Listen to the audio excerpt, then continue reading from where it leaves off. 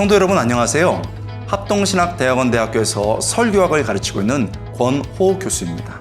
하나님의 말씀은 살아있고요. 활력이 있어서 우리의 영혼을 완전히 변화시킵니다. 8월에도 말씀의 능력을 경험하시길 바랍니다. 큐티하는 당신이 하나님의 뷰티입니다. 안녕하세요. 주만나 디렉터 최범재 목사입니다. 이번 주만나 8월호 본문 세미나를 시청하시는 성도님들, 주님의 이름으로 환영하고 축복합니다. 지난달에 이어서 이번에도 사도행전을 계속 살펴보도록 하겠습니다.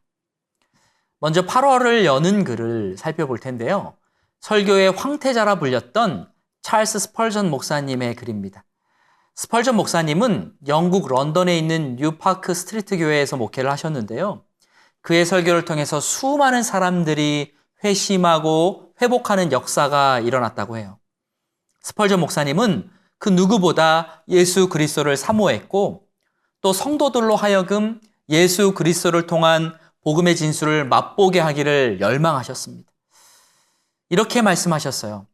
당신이 그리스도를 볼 수만 있다면 나는 아낌없이 나의 눈을 줄 것이고 당신이 그분의 손을 잡을 수만 있다면 기꺼이 내 손을 줄 것이다. 너무 멋진 말이죠. 성도들이 그리스도를 볼 수만 있다면 자신의 눈을 줄 거고 성도들이 주님의 손을 잡을 수만 있다면 기꺼이 내 손을 주겠다고 고백할 수 있었던 것은 성도들을 향한 하나님 아버지와 우리 예수 그리스도의 마음을 알았기 때문입니다. 그 마음이 가슴에 새겨진 거예요. 그리고 예수 그리스도의 희생에 진심으로 감사했기 때문에 자신도 그리스도를 본받아서 주님의 자녀들을 살리기 위해 내 모든 것을 바칠 각오가 되어 있었던 겁니다. 여러분은 예수 그리스도의 마음을 품고 계신가요? 그리스도께서 내게 베푸신 그 십자가의 사랑에 반응하고 계십니까? 바라기는 평생의 그리스도의 사랑에 잠겨서 그 사랑에 반응하지 않을 수 없는 그 지경에 이르시기를 바랍니다. 그래서 그리스도를 본받아 다른 사람들을 살리는 일에 나의 전 생애를 들이실 수 있기를 축복합니다. 예수님은 요한복음 12장 24절에서 내가 진실로 진실로 너희에게 이르노니 한 알의 밀이 땅에 떨어져 죽지 아니하면 한 알 그대로 있고 죽으면 많은 열매를 맺느니라고 말씀하셨습니다. 이 땅에 하나님의 나라가 임하고 하나님의 열매가 맺히려면 누군가의 희생이 있어야 한다는 뜻이죠. 예수님께서는 참 희생의 본을 보여주셨죠. 우리 주님은 죽으심으로 많은 열매를 맺으셨는데 그 열매가 바로 우리라는 거예요. 우리 역시 그 십자가의 길, 한 알의 밀알로 썩어지는 그 길, 열매 맺는 그 길에 동참할 수 있기를 바랍니다. 그래서 하나님 나라에서 영광의 면류관을 받으시기를 주님의 이름으로 축복합니다. 네, 이제 사도행전으로 들어가겠습니다. 사도행전은 총 28장으로 구성되어 있는데요. 이 장소로만 보면 마태복음과 더불어 가장 많습니다. 사도행전은 시간의 순서대로 내용이 흘러가는데 크게 8개의 부분으로 나눌 수가 있어요. 1장에서 2장 47절까지는 예수님의 승천과 성령님의 강림, 그리고 초대교회의 시작을 다루고 있습니다. 그리고 3장부터 본격적으로 선교가 시작되는데요.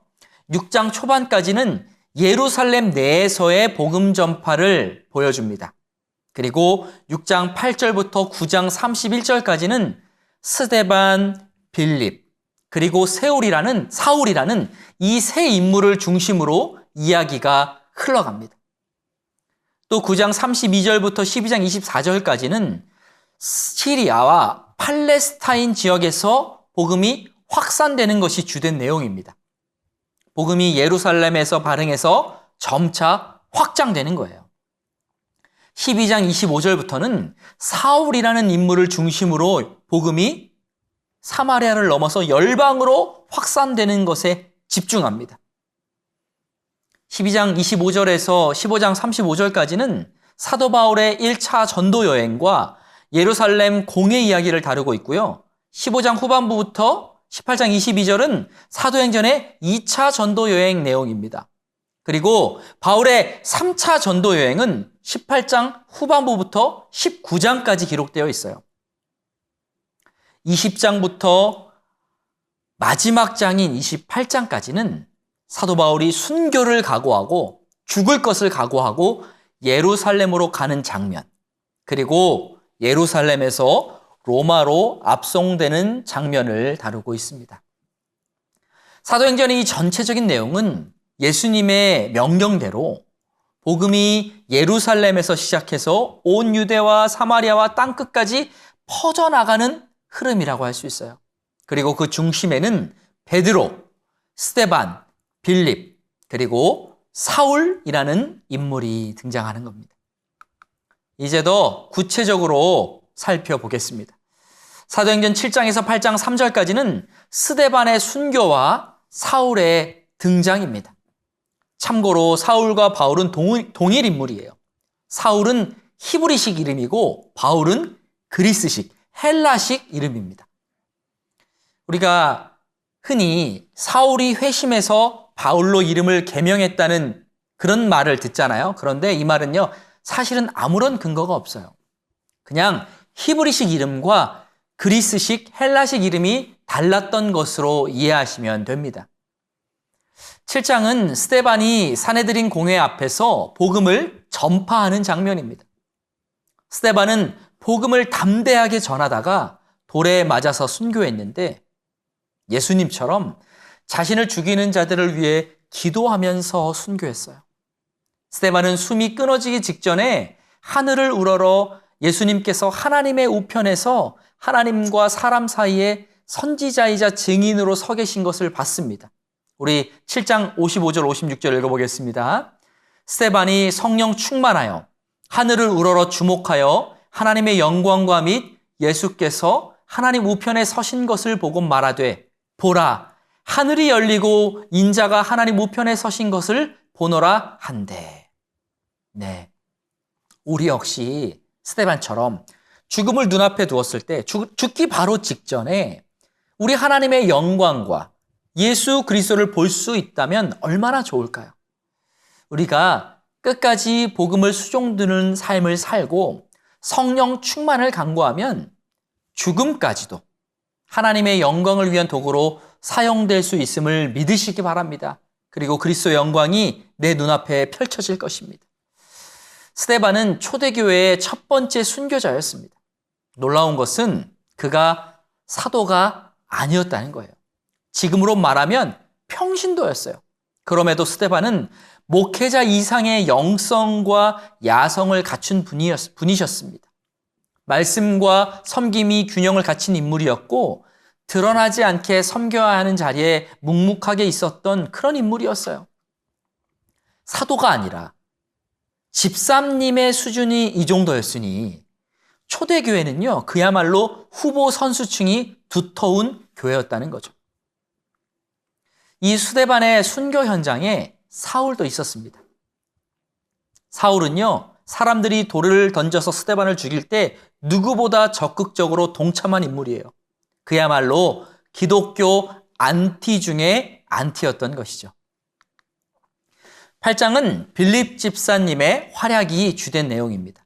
빌립은 성령님의 음성에 민감하게 반응하는 집사님이었습니다. 그는 자신의 의지가 아니라 성령님의 인도하심을 따라서 사마리아로 가서 복음을 전했습니다. 그리고 놀라운 기사와 표적을 나타냈어요. 그곳에 마술을 행하던 시몬이라는 사람이 있었는데 빌립을 통해서 예수 그리스도를 영접하고 세례를 받았습니다. 그리고 빌립을 계속 따라다녔는데요. 그를 통해 계속 나타나는 표적과 능력에 놀라워했어요. 그때 예루살렘 교회에 있는 사도들이 사마리아 땅에도 복음의 결실이 맺힌다는 소식을 듣고 그곳에 방문했습니다. 그리고 사마리아 사람들에게 성령 세례를 주었어요.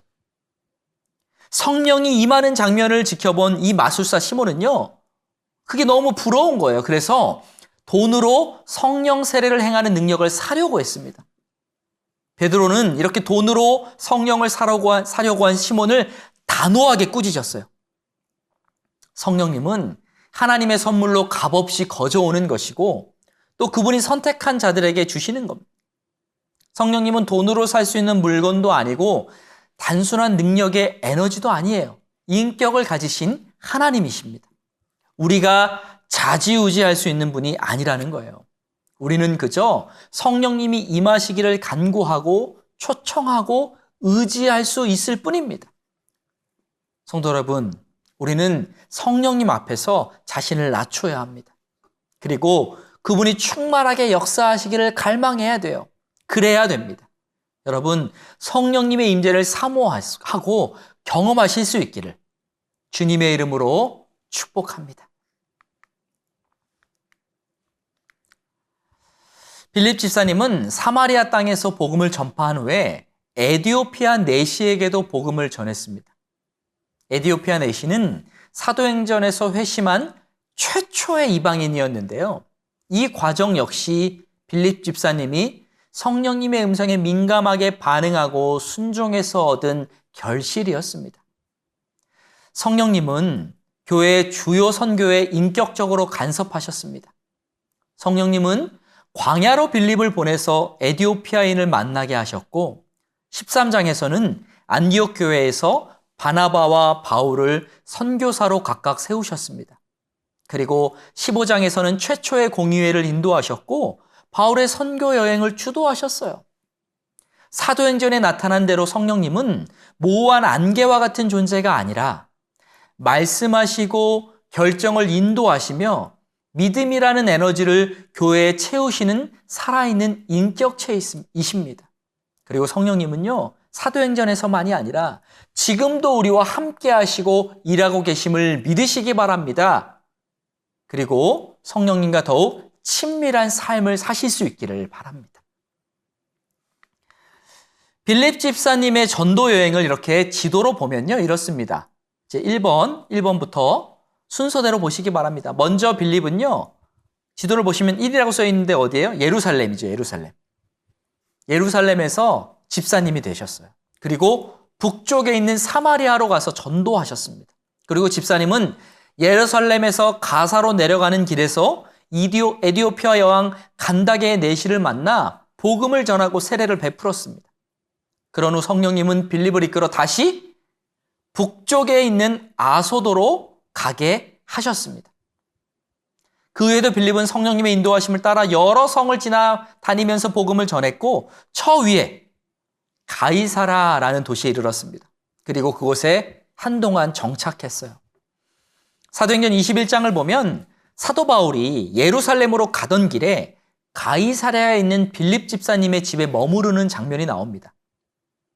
그러니까 이 모든 과정을 성령님이 주도하시고 예비하시고 인도하신 것이죠. 사도행전 9장 1절에서 31절까지는 사울의 회심 사건입니다. 사울은 기독교인들을 박해하기 위해서 다메섹으로 가다가 부활하신 예수님을 만나 회심했습니다. 9장 4절에서 6절 읽어보겠습니다. 사울아 사울아 내가 어찌하여 나를 박해하느냐 하시거늘 대답하되 주여 누구시니이까 이르시되 나는 네가 박해하는 예수라 너는 일어나 시내로 들어가라 내가 행할 것을 내게 이를 자가 있느니라. 아멘. 예수님은 하늘로부터 사울에게 말씀하셨습니다. 음성을 들려주셨어요. 유대인들은 하나님께서 옛날 자신들의 조상들에게 하늘로부터 말씀하셨다는 것을 믿었습니다. 그런데 구약의 마지막 책인 말라기가 기록된 이후로 약 400년 동안이나 유대인들은요, 하나님의 음성을 들을 수가 없었어요. 하나님이 말씀하지 않으셨습니다. 그래서 400년을 신구약 침묵기라고 말합니다. 이 신구약 침묵기, 이 400년간의 이 침묵을 깨고 하나님의 아들이신 예수님이 직접 이 땅에 오신 거예요. 유대인들에게 나타나신 것이죠. 하지만 유대인들은요, 이렇게 나타난 예수님을 하나님의 아들로 받아들이지 않았습니다. 사울 역시 예수님을 이스라엘의 메시아 자리를 흉내내는 일개 신성 모독자라고 여겼습니다. 그런데 이런 사울에게 예수님께서 하늘에서 직접 계시하셨다는 것은요, 이 사실은 엄청난 충격이었던 것이죠. 사울은 예수님을 만난 이후 사명을 받았습니다. 9장 15절 읽겠습니다. 주께서 이르시되 가라, 이 사람은 내 이름을 이방인과 임금들과 이스라엘 자손들에게 전하기 위하여 택한 나의 그릇이라. 사울은 복음 전도자의 사명을 받고 또 성령의 충만함을 받았습니다. 그리고 즉시로 복음을 전하기 시작했는데 그 장소는 다메섹이었습니다. 사울은 불과 며칠 전까지만 해도 그 누구보다 앞장서서 예수님의 이름을 부르는 사람들을 핍박했는데 이제는 본인이 예수님의 이름을 직접 부르고 높이는 사람이 된 거예요. 삶의 방향을 180도 완전히 바꾼 것이죠. 사울은 예수님이 하나님의 아들이시라는 사실을 깨달은 후에 단지 그 깨달음에서 머물지 않았습니다. 즉시로 회당에 가서 예수가 하나님의 아들이시라고 전했어요. 여러분, 우리가 예수님을 인격적으로 만나고 복음이 가슴에 새겨지면 이전과 다른 삶을 살아야 합니다. 아니, 다른 삶을 살 수밖에 없어요. 왜냐하면 죽었다가 다시 살아난 것과 같기 때문입니다. 어떤 식으로든 감격스러운 반응이 나타나야 됩니다. 이전과 다른 삶을 살아야 돼요. 그런데 교회 다니면서도 여전히 복음에 냉담하게 반응하고 삶이 변화되지 않고 있다면 아직 예수님을 온전히 만나지 못한 것입니다. 아니면 예수님과의 교제가 전혀 없는 거예요. 여러분, 복음으로 말미암은 감격과 삶의 변화가 있으신가요? 있기를 바랍니다. 없다면 주님을 더욱 깊이 만나시고 그 사랑을 깨달으시기를 바랍니다. 그걸 위해서 간구하셔야 돼요. 그래서 복음에 즉각적으로 사울처럼 바울처럼 반응하는 삶을 사실 수 있기를 주님의 이름으로 축복합니다. 그리고 우리는 복음을 위해서 고난도 감수할 수 있어야 돼요. 사울이 회당에서 예수님을 전하자 유대인들이 당황했어요. 당연한 거죠. 그동안 사울은 유대인들의 가장 든든한 우군이었습니다. 누구보다 앞장서서 기독교인들을 받게 했기 때문에 유대인들이 사울을 너무 좋아했어요. 그런데 갑자기 사울이 변해서 예수님의 이름을 높이니까 당황할 수밖에 없는 거죠. 사울이 이렇게 태도를 바꾸자 유대인들도 그에 대한 태도를 바꾸었습니다. 9장 23절을 보면요, 유대인들이 사울을 죽이려고 마음먹는 장면이 나옵니다. 사울은 원래 유대인들에게 존경의 대상이었는데 졸지에 살해의 표적이 되어버린 거죠. 복음 때문에 그동안 쌓아왔던 명예와 관계 등 많은 것을 잃어버린 거죠. 아니, 더 정확히 말하면요, 사울은 복음을 위해서 능동적으로 자발적으로 그 모든 것을 내려놓은 것입니다. 여러분, 복음의 은혜를 경험해서 진정으로 감격하고 감사하는 사람은 복음을 위해 자신의 모든 것을 드릴 수 있습니다. 기꺼이 고난도 감수할 수 있어요. 세상의 명예도 주님을 위해서라면 내려놓을 수가 있는 거죠. 여러분은 어떠신가요? 복음을 위해 고난까지도 감내하고 계신가요? 복음을 위해서 고난을 감내한다면 다른 사람들은 그것이 어리석다 말할지라도 주님이 그 마음의 중심과 태도를 기억하시는 줄 믿으시기 바랍니다. 여러분, 주님은 우리를 위해서 수치를 당하고 죽으셨습니다. 우리에게 복음이 되시기 위해서 모든 것을 생명까지도 내려놓으셨어요. 우리는 그 놀라운 사랑에 반응해야 됩니다. 주님처럼, 주님이 나를 위해 베푸신 것처럼 나도 주님을 위해서 고난까지도 기꺼이 감수할 수 있기를, 그런 믿음의 사람이 되시기를 주님의 이름으로 축복합니다. 사울은 이렇게 복음을 전하다가 다메섹에서 유대인들의 살해 위협을 느끼고 제자들의 도움을 받아 피신했습니다. 그리고 예루살렘으로 가서 또 담대하게 복음을 전했어요. 9장 32절에서 11장 18절까지는 베드로의 사역 이야기입니다. 베드로는 룻다에서 병에 걸린 애니야를 고쳐주었고 욥바에서는 죽은 다비다를 살려냈습니다. 놀라운 기적을 행한 거죠. 다비다의 헬라식 이름은요, 도르가예요. 베드로는 이렇게 놀라운 치유 사역을 행한 후에 이방인 고넬료에게 복음을 전거했습니다. 사실 베드로는 이방인에게는 복음을 전할 마음이 없었어요. 여전히 유대 선민 의식을 가지고 있었기 때문에 유대인들만 구원의 대상이라고 생각했습니다. 그런데 주님은 이런 베드로에게 큰 보자기 환상을 보여주셨습니다.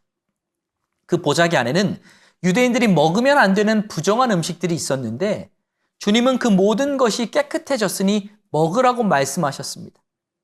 이 환상을 통해서 주님이 유대인과 이방인의 장벽을 깨뜨리셨다는 것을 깨닫게 해주신 거예요.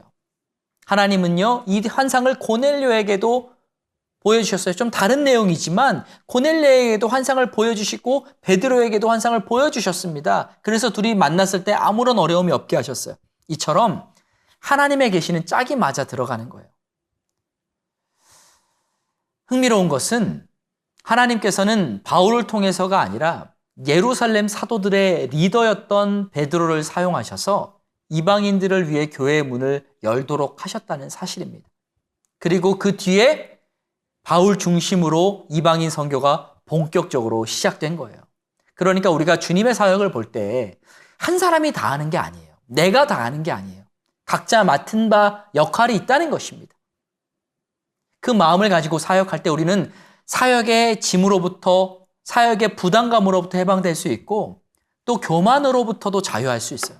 사역은 내가 하는 것이 아니라 주님이 하는 것임을 명심하시기 바랍니다. 네. 고넬료 사건 이후로 11장 19절에서 12장까지는 개인이 아니라 교회에 집중합니다. 먼저 안디옥 교회가 나오는데요. 이 안디옥은 로마의 수리아 길리기아 지방의 수도였습니다. 로마의 지방 수도였던 안디옥은 이방인을 위한 주요 선교 활동을 지원하는 파송 도시가 된 거예요. 안디옥 교회는 여러 면에서 우리가 본받아야 할 모습들을 보여줬어요. 예루살렘에 심한 흉년이 들었을 때 안디옥 교회 성도들은 자발적으로 예루살렘 교회 성도들을 위해 구제 헌금을 드렸습니다. 예루살렘 교회가 안디옥 교회에게 리더십과 가르침을 주었다면 안디옥 교회는 물질적인 도움으로 예루살렘 교회를 섬긴 것이죠. 이렇게 서로 상호 협력해서 주님의 나라를 이루어간 것입니다. 12장에서는 헤롯의 박해 이야기가 나옵니다. 헤롯은 먼저 사도 요한의 형제 야고보 사도를 죽였습니다. 이 헤롯은요, 헤롯 대왕의 손자 헤롯 아그리빠 1세를 가리킵니다. 우리가 성경을 읽다 보면, 신약 성경을 읽다 보면 헤롯이 여러 명 나와요. 그런데 다 다른 인물이에요. 그러니까 헤롯이 나올 때 헤롯을 이름이 아니라, 개인의 이름이 아니라 가문 이름이라고 보시면 되는 거예요. 이 헤롯 아그리빠 1세는요, 야고보 사도를 죽인 이후에 유대인들이 그 모습을 또 그 행동을 기뻐하자 그들의 환심을 더 사기 위해서 베드로도 투옥시켰습니다. 죽이려고 했겠죠? 그런데 베드로는 기적적으로 감옥에서 나왔습니다. 베드로가 탈출하지 못하도록 16명이나 되는 군인들이 6시간씩 교대로 지켰고 베드로의 양손은 사슬로 묶여서 간수들에게 연결되어 있었어요. 그러니까 이거는 인간적으로는, 상식적으로는 도저히 탈출할 수가 없는 상황이라는 거예요. 그런데 주님은 놀라운 방식으로, 기적으로 베드로를 감옥에서 나오게 하셨습니다. 왜요? 아직 베드로가 감당해야 할 사명이 있었기 때문이에요. 그래서 살려주신 거예요. 우리 역시요, 주님의 사명이 있는 한 이 땅에서 결코 죽지 않습니다. 사명자는 죽지 않아요. 그러므로 죽음을 두려워하지 말고 담대하게 살아가시기 바랍니다. 주님이 지키시고 여시고 붙들어 주실 것입니다. 헤롯은 사도 야고보를 죽인 후에 비참하게 죽고 말았어요. 성경은 헤롯이 하나님께 영광을 돌리지 않아서 벌레에게 먹혀서 죽었다고 말합니다. 그러니까 하나님은 작은 벌레까지도 사용하셔서 철저히 심판하시고 공의를 드러내시는 분이라는 거예요. 그러므로 성도 여러분, 악인이 흥왕하는 것에 너무 상심하지 마시기 바랍니다. 반드시 하나님이 갚아주시고 심판하실 것입니다. 13장부터는 사도행전의 중심 인물이 베드로에게서 바울로 옮겨갑니다. 사도행전 1장에서 12장까지는 베드로의 이름이 무려 56회나 등장해요. 그런데 이제 13장부터 예루살렘 공의회를 제외하고는요, 베드로의 이름이 거의 등장하지 않습니다. 교회의 본부도 예루살렘에서 시리아에 있는 안디옥으로 대체됩니다. 이것은 베드로의 사역이 중요하지 않거나 하나님이 더 이상 그를 사용하지 않으셨기 때문이 아니에요. 사도행전의 저자인 누가가 바울과 동행했기 때문에 자연스럽게 바울 중심으로 이야기가 흘러간 것입니다. 참고로 누가는요, 바울의 수행비서 역할을 했고요. 베드로의 수행비서 역할은 마가가 했어요. 누가는 사도 바울의 사역에 동참하면서 누가복음과 사도행전을 기록했고, 마가는 베드로와 함께하면서 마가복음을 기록했습니다. 그래서 마가가 12제자가 아님에도 불구하고 마가복음이라고 하는 복음서를 기록한 거예요. 마가는 처음에는 사도 바울과 동행했는데 바울과 갈라섰거든요. 그런 문제가 있었어요. 그리고 그 이후에 바나바와 함께 다니다가 훗날 베드로와 동역하게 된 거예요. 그래서 마가복음을 기록할 수가 있었던 것이죠. 참고로 고대 세계에서는 보통 해적이나 이방인의 군대, 적대적인 국경 수비대 등이 길을 막고 있었기 때문에 여행을 한다는 것은 매우 위험한 일이었어요. 그러나 바울의 시대는 이미 로마가 넓은 영토를 절대적으로 다스리고 있던 팍스 로마나의 시대였기 때문에 이것이 가능한 것입니다. 언어 또한 헬라어로 알렉산더 대왕 때문에 통일되어 있었어요. 더욱이 바울은 로마 시민으로 어느 지역이든지 통과할 수 있는 특권을 가지고 있어서 어디서도 복음을 전하는 게 가능했습니다. 그러니까 하나님께서 복음 전파를 위해서 신구약 중간기인 이 400년 동안 이 모든 것을 차근차근 준비해 놓으셨던 겁니다. 성도 여러분, 하나님이 내게 침묵하시는 것 같아도 다 하나님의 계획이 있고 준비 과정이라는 것을 믿으시기 바랍니다. 훗날 그것을 깨닫게 되실 것입니다. 하나님은 한 번도 그 일을 멈추신 적이 없고 한 번도 그 눈동자를 우리에게서 다른 곳으로 돌리신 적이 없으십니다. 지금도 우리와 함께 하시고 앞으로도 영원토록 우리와 함께 동행하실 것입니다. 그리고 주님의 일을 이루실 것입니다. 그 믿음을 가지고 담대하게 하루하루를 살아가시기를 바랍니다. 안디옥 교회에서 바나바와 사울을 선교사로 파송합니다. 이 과정에서 안디옥 교회 교인들은요, 금식하면서 철저히 성령님의 인도하심에 순종했습니다. 우리 역시 무슨 일이든 결정하기 전에 먼저 무릎으로 주님께 나아가야 합니다. 여러분, 성령보다 기도보다 앞서지 않으시기 바랍니다. 그래야 성령님의 일하심을 경험하는 거예요. 안디옥은 알렉산더 대왕 이후에 크게 4개 부분으로 나뉜 지역 중 셀류키드 왕조라는 그런 왕조의 수도였습니다. 안디옥에서 비로소 그리스도인이라는 용어가 등장합니다. 기독교가 더 이상 유대교가 아니라는 것을 사람들이 인식하기 시작한 거예요. 안디옥 교인들은요, 그리스도인이라는 것을 부끄러워하지 않았습니다. 지금으로 말하면 예수쟁이라는 거예요. 우리는 예수쟁이라는 말을 부끄러워하지 말아야 합니다. 나의 부족함 때문에 사람들에게 책망받는 것은 물론 부끄러워해야 되죠. 개선해야 돼요. 하지만 예수님의 이름을 부끄러워해서는 안 됩니다. 여러분, 더욱더 예수쟁이가 되시길 주님의 이름으로 축복합니다. 바울은 바나바와 마가와 함께 1차 전도 여행을 시작했습니다. 마가는요, 바나바와 친척 관계에 있던 사람으로 요한이라 불리기도 했어요. 사도 요한과 다른 인물입니다. 먼저 바울 일행은 구브로 회당에서 복음을 전파했습니다. 그리고 바예수라는 사람과 논쟁했어요. 그들은 구브로의 수도 바보라는 곳에서 총독 서기오 바울에게 복음을 전했는데 이는 기독교가 로마 귀족층과 상류 계급에 처음으로 소개된 사건입니다. 바울은 언제나 회당을 중심으로 복음을 전했고요. 그 지역의 유력자들에게도 복음을 전했어요. 전략적으로 움직였다는 거예요. 우리 역시 복음을 전할 때 먼저는 내 계획이 아닌 성령님의 인도하심을 받아야겠죠? 그런 이후에는요, 전략을 세워야 합니다. 효과적인 복음 전파를 위해 계속 기도하면서 동시에 고민해야 되는 거예요. 여러분, 내 앞날을 위해서 고민하기보다 어떻게 하면 복음을 효과적으로 전할까 그 고민을 하시며 살아가시기 바랍니다. 먼저 주님의 나라와 의를 구하면 주님이 우리의 모든 필요를 채워주시겠다고 약속하셨습니다.